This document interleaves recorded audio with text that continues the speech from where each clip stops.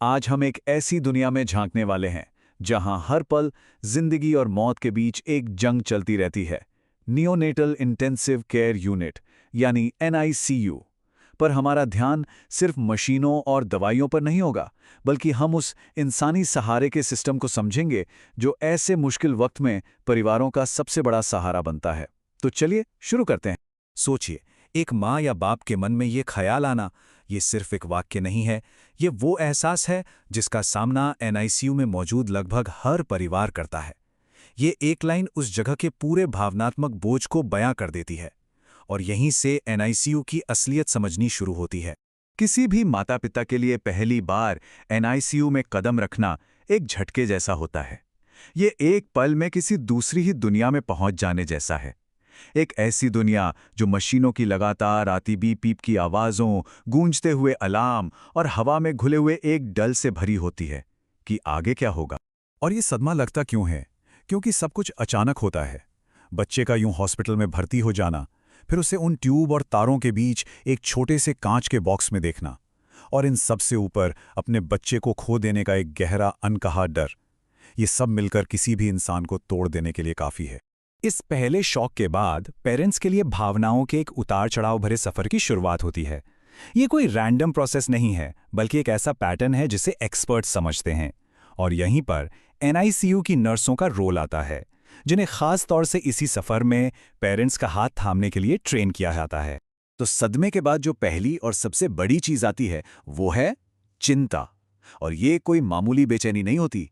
ये वो वाली फीलिंग है जब कोई हर पल चौबीसों घंटे एकदम हाई अलर्ट पर हो। मतलब ये एक ऐसी हालत है जो किसी को भी अंदर से निचोड़ कर रख दे। सोचिए ज़रा, मॉनिटर से ज़रा सी भी आवाज़ आती है, एक बीप की भी, और दिल धक से रह जाता है। कहीं बच्चे की सांस तो नहीं रुक गई? फिर अपनी आंखों के सामने उस नन्हे से शरीर पर वो सब मेडिकल प्रोसीजर होते देखना, और इन सबसे ऊपर ये पता ही ना होना कि कल क्या होगा। यही अनिश्चितता, यही अनसर्टेनिटी है जो उस चिंता को हमेशा ताज़ा रखती है। चिंता तो है ही, पर उसके साथ एक और बहुत भारी एहसास जुड़ जाता है, अपराध बोध, गिल्ट।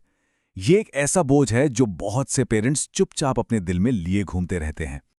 उनके मन में बस एक ही सवाल घूमता रहता है, क्या ये मेरी वजह से हुआ? क्या मैंने कुछ गलत कर दिया? खासकर जब बच्चा वक्त से पहले पैदा होता है, तो पेरेंट्स अक्सर खुद को ही इसका जिम्मेदार मानने लगते हैं। उन्हें लगता है कि शायद उन्हीं की किसी गलती की सज़ा उनका बच्चा भुगत रहा है। तो पहले सदमा, फिर चिंता, फिर अपराध बोध, और इसके बाद आती है एक जबरदस्त लाचारी की फीलिंग। अपने ही बच्चे से दूर रहना, उसकी देखभाल के लिए पूरी तरह दूसरों पर निर्भर होना, ये एहसास तोड़कर रख देता है। जब एक माँ या बाप अपने बच्चे को सिर्फ देख सकते हैं, उसे छू नहीं सकते, उसे अपनी गोद में उठाकर वो सुकून नहीं दे सकते, तो उन्हें ऐसा लगने लगता है जैसे वो पेरेंट हैं ही नहीं, बस एक तमाशा देखने वाले दर्शक हैं। बच्चे से जुड़ा हर छोटा बड़ा फैसला कोई और ले रहा है। ये एहसास उन्हें एकदम बेबस और लाचार बना देता है। तो अब सवाल ये उठता है कि भावनाओं के इस भयंकर तूफान में नर्सें इन परिवारों की मदद करती कैसे हैं? और यहीं से हम प्रॉब्लम से सॉल्यूशन की तरफ बढ़ते हैं। ये कोई जादू नहीं है, बल्कि इसके पीछे एक बहुत ही सोचा समझा और हमदर्दी भरा तरीका है। इसका जवाब छिपा है एक फिलॉसफी में, जिसे कहते हैं फैमिली सेंटर्ड केयर या FCC।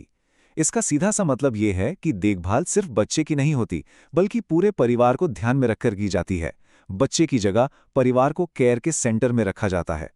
इसे ऐसे समझिए कि फैमिली सेंटर्ड केयर में माता पिता को सिर्फ मेहमान या विजिटर नहीं माना जाता। नहीं, वो तो केयर टीम के सबसे ज़रूरी मेंबर होते हैं। वो पार्टनर हैं, और उनका साथ होना, उनका शामिल होना बच्चे के ठीक होने के लिए उतना ही ज़रूरी है जितनी कोई दवा। अब ये जो फिलॉसफी है, ये 4 मजबूत पिलर्स पर खड़ी है। पहला, हर परिवार को सम्मान और इज्जत देना। दूसरा, उनसे हर जानकारी ईमानदारी से और सही समय पर शेयर करना। तीसरा, उन्हें बच्चे की देखभाल में सीधे तौर पर शामिल करना। और चौथा, सबसे जरूरी, पेरेंट्स और मेडिकल स्टाफ के बीच एक पार्टनरशिप, एक सहयोग का रिश्ता बना। निको में काम करने का एक सबसे मुश्किल हिस्सा होता है बुरी खबर देना, और ये काम अंदाजे से नहीं किया जाता। इसके लिए नर्सें एक खास तरीके, एक रोड मैप का इस्तेमाल करती हैं, ताकि बात सही तरीके से और पूरी हमदर्दी के साथ कही जा सके। इस फ्रेमवर्क का नाम है स्पाइक्स। ये दरअसल मुश्किल बातचीत करने का एक 6 स्टेप वाला मेथड है। इसे खास तौर पर इसलिए बनाया गया है ताकि इन नाजुक मौकों पर कोई गड़बड़ ना हो और परिवार तक बात सही से पहुंचे। तो चलिए SPI के इन 6 कदमों को एक एक करके समझते हैं। पहला है S यानी सेटिंग, मतलब बातचीत के लिए एक सही माहौल बनाना, एक शांत प्राइवेट जगह जहां कोई डिस्टर्ब ना करे। फिर आता है P यानी परसेप्शन। इसमें नर्स पेरेंट्स से पूछती हैं कि उन्हें अभी तक क्या पता है, उन्हें क्या लग रहा है। उनकी समझ को जानना बहुत ज़रूरी है। इसके बाद है I इन्विटेशन। ये एक छोटा लेकिन बहुत पावरफुल स्टेप है। नर्स पूछती हैं, क्या मैं आपको और जानकारी दे सकती हूँ? इससे पेरेंट्स को लगता है कि सिचुएशन उनके कंट्रोल में है। चौथा है K नॉलेज। अब जानकारी दी जाती है, लेकिन बहुत ही आसान भाषा में, कोई मुश्किल मेडिकल शब्द नहीं, ताकि बात साफ साफ समझ आए। पांचवा और शायद सबसे ज़रूरी E एम्पैथी, मतलब हमदर्दी। नर्स पेरेंट्स के इमोशंस को समझती हैं, उन्हें वैलिडेट करती हैं। ये कहती हैं, मैं समझ सकती हूँ कि ये सुनना आपके लिए कितना मुश्किल होगा। और आखिर में है S समरी एंड स्ट्रेटजी। इसमें सारी बातों को एक बार दोहराया जाता है और फिर मिलकर आगे का प्लान बनाया जाता है कि अब क्या करना है। तो सही कम्युनिकेशन तो एक हिस्सा है, लेकिन इसके अलावा नर्सों का एक और बड़ा काम होता है पेरेंट्स को एम्पावर करना, उन्हें मजबूत बनाना, ताकि वो लाचार महसूस करने वाले दर्शक से एक कॉन्फिडेंट केयरगिवर बन सकें। अच्छा, इसे एक उदाहरण से समझते हैं। मान लीजिए एक पिता हैं जिन्हें ये चिंता सता रही है कि उनके बच्चे को माँ का दूध पूरा नहीं पड़ रहा। ये एक बहुत ही आम डर है जो लगभग हर नए पेरेंट को होता है। अब ऐसे में एक ट्रेन नर्स क्या करेगी? वो सिर्फ ये नहीं कहेगी कि चिंता मत करो, नहीं, वो उन्हें साइंटिफिकली समझाएगी कि ब्रेस्ट मिल्क के क्या फायदे हैं। वो उन्हें निकाले हुए दूध की मात्रा दिखाएगी ताकि वो अपनी आंखों से देख सकें, और फिर उन्हें भरोसा दिलाएगी। ये एक छोटा सा एक्शन परिवार के आत्मविश्वास को कहां से कहां पहुंचा देता है। नर्सों का एक और बहुत बड़ा काम होता है मिथ्स यानी गलतफहमियों को दूर करना।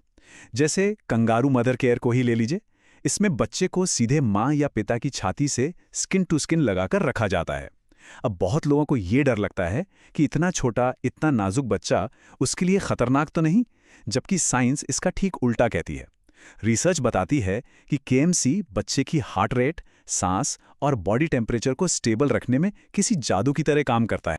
तो पेरेंट्स को धीरे धीरे कई ज़रूरी चीज़ें सिखाई जाती हैं, जैसे बच्चे को दूध कैसे पिलाना है, चाहे वो ब्रेस्ट फीडिंग हो या चम्मच से। कंगारू केयर से बच्चे को गर्म कैसे रखना है, साफ सफाई का ध्यान कैसे रखना है ताकि इन्फेक्शन ना हो, और बच्चे को सुलाने का सही और सुरक्षित तरीका क्या है। ये वो स्किल्स हैं जो उनके डर को कॉन्फिडेंस में बदल देती हैं। और फिर आता है इस पूरे सफर का आखिरी और सबसे जरूरी पड़ाव, घर जाने की तैयारी। और ये सिर्फ डिस्चार्ज पेपर्स का इंतजार करना नहीं है, नहीं, ये एक पूरी प्रोसेस है जिसमें पेरेंट्स को इस बात का यकीन दिलाया जाता है कि हाँ, अब वो अकेले अपने बच्चे की देखभाल कर सकते हैं। नर्स से उन्हें घर के लिए तैयार करती हैं कि कब डॉक्टर को फ़ोन करना है, दवाइयाँ कैसे देनी है, और सबसे ज़रूरी अपने बच्चे के इशारों को कैसे समझना है। ये बिल्कुल NICU के सुरक्षित माहौल से घर की दुनिया के बीच एक पुल बनाने जैसा है, ताकि ये नया सफ़र डर के साथ नहीं बल्कि पूरे आत्मविश्वास के साथ शुरू हो। और ये पूरी कहानी हमें एक बहुत बड़े सवाल के साथ छोड़ जाती है। सोचिए, अगर ICU जैसे इतने तनाव भरे माहौल में हमदर्दी और कम्युनिकेशन का इतना बेहतरीन सिस्टम बनाया जा सकता है, तो जिंदगी के और कौन-कौन से हिस्से हैं जहां हम इस तरीके को अपना सकते हैं, चाहे वो हमारे ऑफिस हों, हमारे स्कूल हों या हमारे अपने रिश्ते। ये सोचने वाली बात है। इस पर जरूर सोचिएगा।